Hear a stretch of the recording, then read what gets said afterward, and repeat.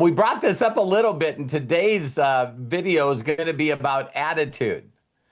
And I just thought that it was just a word that I haven't heard in a long time, even though it was the word that I always used. And so I thought with, Google and AI, I threw in there, and the definition of attitude is very simply, let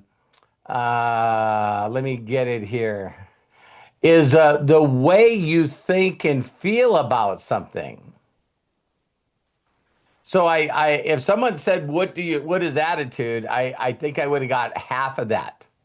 But your inner outlook toward life, people, and situations.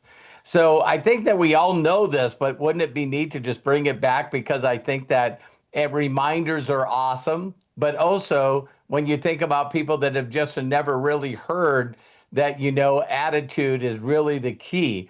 I brought this up, I believe, yesterday, and probably Sunday.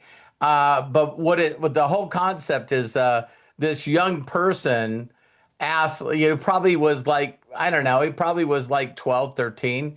And the kid asked Lou Holtz, which is one of the most incredible coaches of all time.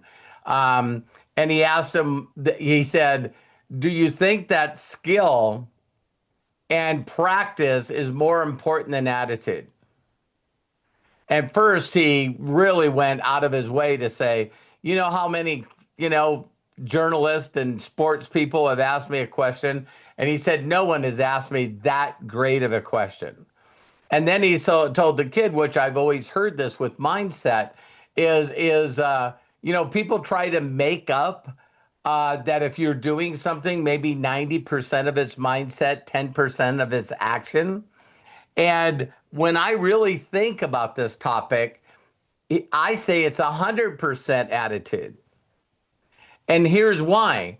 Because if you had good skill and you did it with a attitude, you're going to get results.